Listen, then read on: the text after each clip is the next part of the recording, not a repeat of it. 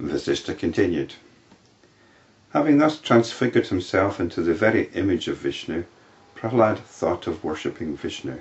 He thought, here stands another Vishnu who is also seated on his vehicle Garuda, who is endowed with all the divine qualities and powers, who bears all the insignias relative to the status of Vishnu.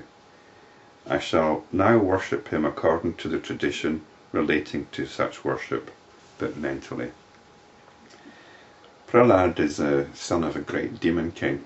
The demons have recently been defeated in battle through the intercession of the great god Vishnu in his Narasimha avatar, and apparently the destruction was quite shocking. And Prahlad has seen the logic of devoting himself to Vishnu to the extent that he's so devoted that he becomes Vishnu in his own mind. Having thus resolved, Prahlad mentally worshipped Vishnu with all the materials ordained by tradition and scriptural injunctions. After this he also worshipped Vishnu with external rites and rituals. Upon completion of this worship, Prahlad rejoiced. From that time Prahlad worshipped Vishnu in that manner every day. Seeing him and following his example, all the demons in the kingdom also became staunch devotees of Vishnu. And the rumour spread like wildfire in heaven that the demons who had till lately been enemies of Vishnu had suddenly become his devotees. The gods in heaven were bewildered. How could demons become devotees? They quickly approached Vishnu and asked him. The gods said, Lord, what is this mystery? The demons are your traditional enemies. That they should turn into your devotees appears to be unreal and a trick. Where is the diabolical nature of the demons, and where is devotion to you which arises only during the last incarnation of a jiva? So apparently being devoted to Vishnu is a sign that you're in your last incarnation. Good and divine qualities just do not go with these demons. It sounds so incongruous. Surely the qualities of a being are always in accordance with the fundamental nature of that being. To hear that these demons have become your devotees overnight is almost painful.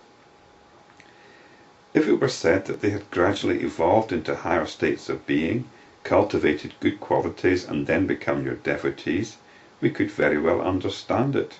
But that someone who has been of wicked disposition has all at once become your devotee is incredible.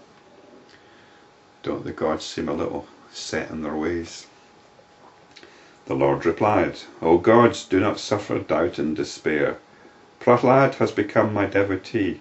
This is indeed his last birth, and he deserves to be liberated now. The seeds of his ignorance have been burnt. He will not be born any more. It is meaningless and painful to hear that a good man has become evil-minded. It is appropriate and good to hear that one who has had no good qualities has become good. I think the gods are being told not to have sour grapes. Prahlad's change is for your good. The translator has put in parentheses, alternative meaning. It is improper to say that one who is limited and conditioned became unconditioned, but it is true to say that the unconditioned being without qualities appears to be conditioned. I'm not sure about that. I think that seems to be stretching it a bit. I think the gods are just being told not to have such a mean-spirited attitude, actually. The sister continued. After thus reassuring the gods, Vishnu disappeared, and the gods returned to their respective abodes. They became friendly towards Prahlad. Every day Prahlad thus worshipped the Lord Vishnu by thought, word and deed. As the immediate fruit of such worship, all the noble qualities like wisdom and dispassion grew in him. He did not seek pleasure. Even his mind did not contemplate pleasure. Having abandoned craving for pleasure, his mind was dangling without support. Lord Vishnu came to know of the state of Prahlad. He travelled along the netherworld to where Prahlad was worshipping. Seeing that Lord Vishnu himself had come to the palace, Prahlad rejoiced even more and worshipped Vishnu again.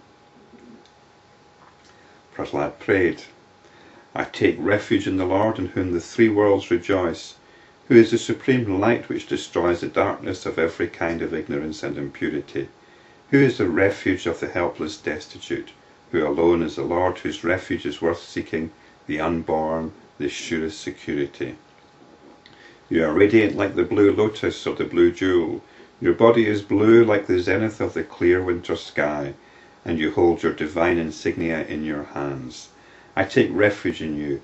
I take refuge in him whose voice is the truth, the Holy Scriptures, whose navel lotus is the seat of Brahma, the Creator, and who dwells in the hearts of all beings.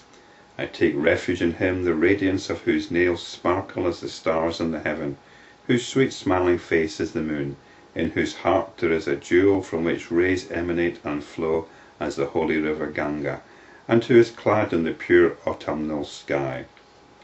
I take refuge in him in whom this extensive universe rests without diminution, who is ever unborn and unchanging, whose body is composed of all the auspicious qualities, and who rests on a banyan leaf. I take refuge in him who has goddess Lakshmi at his own side, the beauty of whose body is like the beauty of the setting sun. I take refuge in the Lord, who is like the sun unto the lotus of the three worlds, who is like a lamp unto the darkness of ignorance, who is the nature of infinite consciousness, and who destroys the suffering and distress of all beings in the universe. So we've got a hymn here. We've got a hymn and a very vivid visualization of Vishnu. It's probably worth mentioning that one of the qualities of Vishnu is his omnipresence, and he pervades everything. And in this way he's very close then to Brahman, because Brahman is omnipresent. And if Vishnu is omnipresent too, then there's a clear sense of closeness to the Absolute. The Lord said, O Prahlad, you are an ocean of good qualities, and you're indeed the jewel among the demons. Ask of me any boon of your choice, which is conducive to the cessation of the sorrow of birth. Prahlad said, Lord, you are the indweller of all beings, and you grant the fruition of all our wishes. Pray, grant me that boon which you consider to be limitless and infinite. And now we're getting to the point. The Lord said, Prahlad, may you be endowed with the spirit of inquiry till you rest in the infinite Brahman, so that all your delusions might come to an end and you may attain the highest fruit, blessing. So this has been quite an extensive preamble. We've had a cosmic battle between the gods and the demons. We've had an incarnation of Vishnu, an avatar of Vishnu has descended, fought the demons in a bloody battle, a vicious battle. The son of the demon king has converted to worship of Vishnu. His worship and adoration of Vishnu have been described in detail, and he's now been granted a boon by Vishnu, and the boon he's been granted is the spirit of inquiry, the spirit of self-inquiry. So after all this, we've got this, it's like a jewel set in a precious stone, and that jewel is the spirit of self-inquiry, which we'll pursue next time.